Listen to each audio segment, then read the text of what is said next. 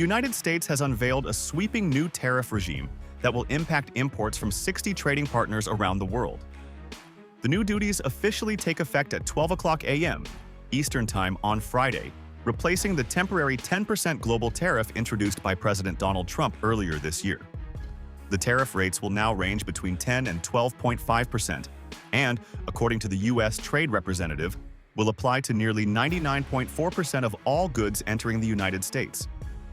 But this isn't just another tariff announcement. The Trump administration says the latest measures are aimed at countries that have failed to adequately combat forced labor in their supply chains.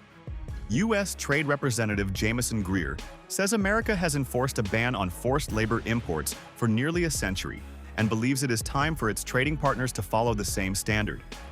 Under the new framework, countries that have adopted and enforced stronger forced labor prohibitions qualify for the lower 10% tariff. That group includes Canada, the United Kingdom, and the European Union. India has also secured the lower 10% rate. Officials say New Delhi was initially expected to face a 12.5% tariff, but was moved into the lower category after productive trade discussions with Washington. China and Japan, however, will face the higher 12.5% tariff rate. The new duties will not apply to products already covered by sector-specific tariffs, including steel and aluminium. Goods traded under the U.S.-Mexico-Canada Agreement, or USMCA, will also remain exempt.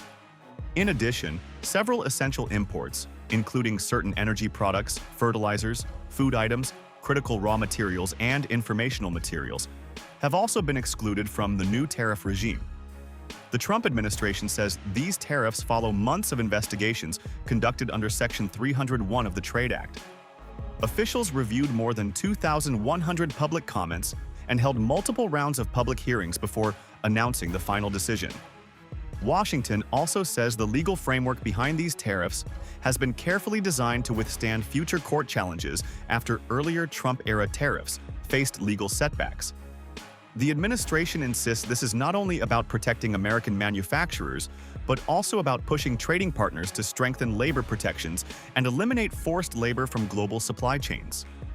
At the same time, the White House has confirmed that 16 additional economies are under separate investigations over concerns about excess industrial capacity. Those probes could eventually result in another round of tariffs if the United States concludes that foreign governments are unfairly supporting industries or distorting global markets. Supporters argue the new measures will strengthen American industry, encourage fairer trade, and reduce dependence on questionable supply chains. Critics, however, warn that higher import duties could increase costs for businesses and consumers while triggering retaliation from major trading partners.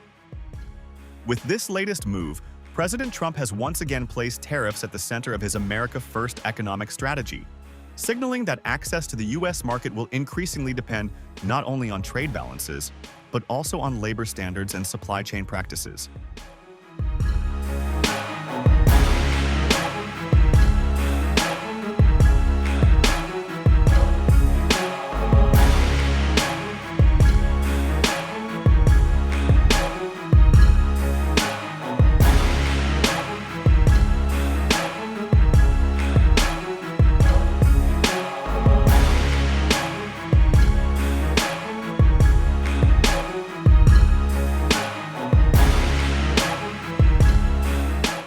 If you like this video, then like, share and subscribe to Mirror Now.